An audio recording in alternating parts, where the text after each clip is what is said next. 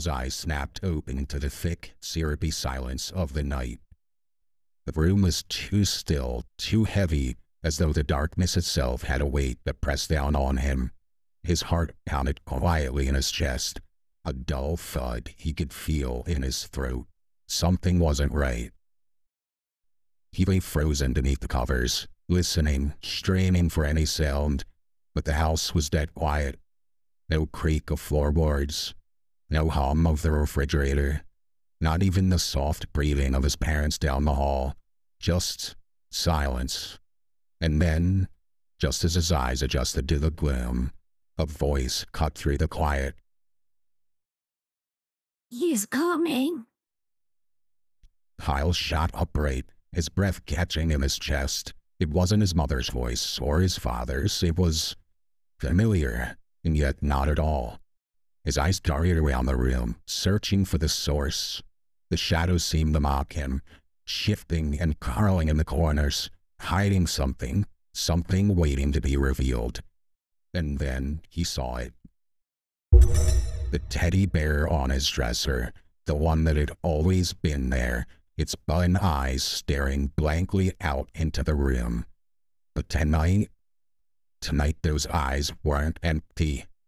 They were focused, locked on him, glinting with something sinister. Kyle's heart stuttered, disbelief warring with cold, rising dread. No, it couldn't be. Teddy bears don't move. They don't look it. But before he could tear his gaze away, the bear's mouth seemed to twitch almost imperceptibly. And then came the voice again.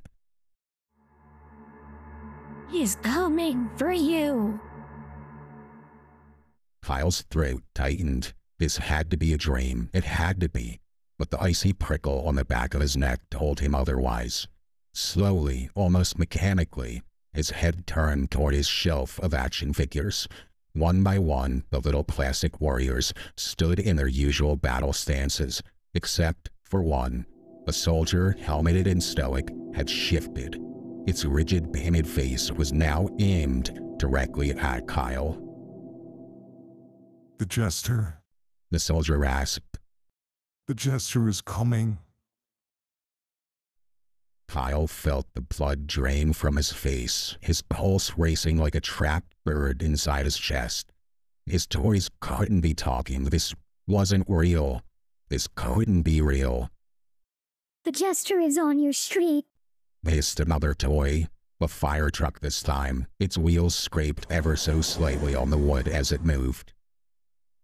Kyle heard it then, the unmistakable rumble of a car engine, slow and deliberate, creeping down the street outside his bedroom window.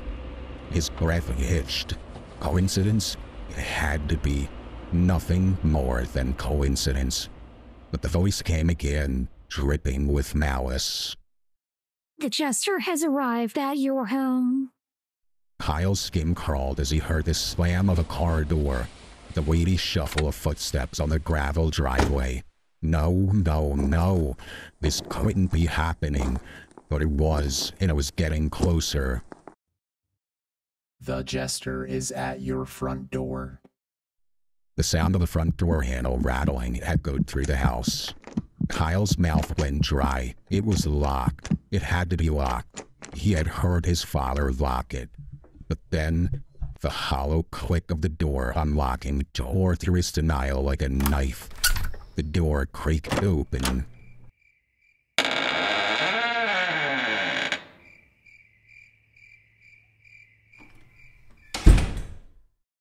"The jester has entered your home." The voice of the toy, he didn't know which one anymore. They were all watching him now, seeped into his bones like poison. The sound of slow, deliberate footsteps echoed in the hallway, steady, patient, knowing. "The jester is coming up the stairs." And now, faint but unmistakable, Kyle heard the bells. With each step, jingle, jingle, jingle. The sound grew louder, like a death knell in the silence. His stomach twisted. Kyle whimpered, He wanted to scream, wanted to run, but his body refused to move. His limbs were frozen under the thin fabric of the blanket, the only protection he had, as useless as it was. The steps reached the top of the stairs, and then silence. That heavy, suffocating silence. Kyle stared at the doorway. The hallway light flickered outside, casting long, grotesque shadows on the wall. And then, slowly, impossibly, the silhouette appeared. Its outline was twisted, arms sneaking through the air in unnatural, fluid motions, as though peeling back the very darkness it walked through.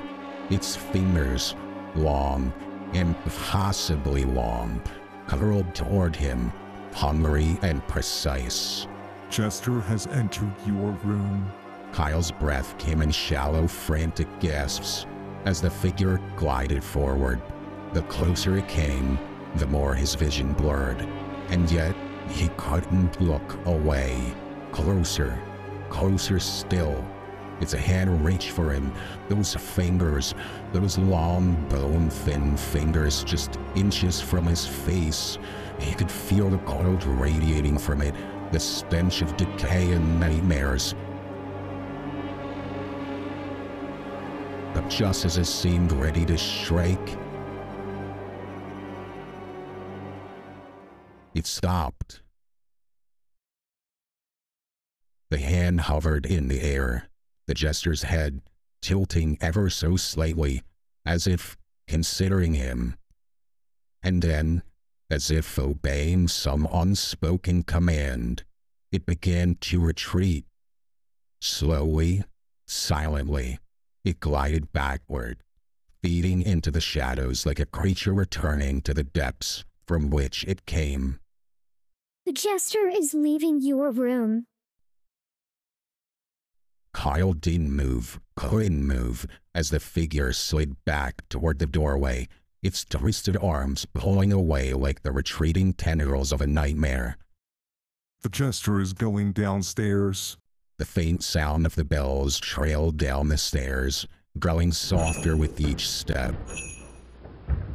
The air seemed to loosen its grip on Kyle's chest, allowing him to take in a shaky breath.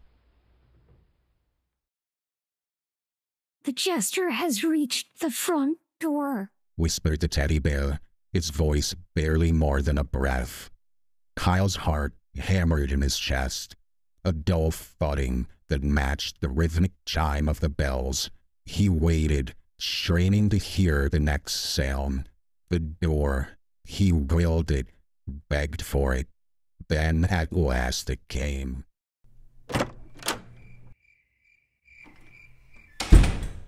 The jester has exited your house. Kyle exhaled. His breath trembled in the cold air, and for the first time, he realized how deeply he had been holding it in. Slowly, his fingers loosened their death grip on the blanket. He closed his eyes for a brief moment, feeling the relief wash over him in waves, the tension in his muscles finally beginning to ease. He had survived.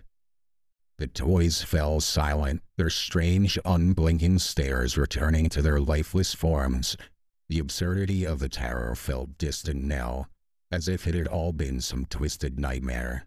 The tension in his muscles began to ease, and relief bubbled up inside him, escaping through his lips in a fleeting, involuntary giggle. Kyle tried to catch it like a bird fleeing from its cage, but it was too late. The sound dissipated into the chilling night air. He's coming back. The voices erupted in unison. Every toy in the room turned their cold, glassy eyes toward him. Kyle's breath caught, heart pounding wildly in his chest. The car door slammed. The front door crashed open, and before Kyle could even scream, the jester's bells jangled wildly up the stairs, faster and more erratic than before, the rhythm of death itself. The last thing Kyle saw was the silhouette streaking toward him, a monstrous blur of twisted limbs and grasping fingers. And then, darkness.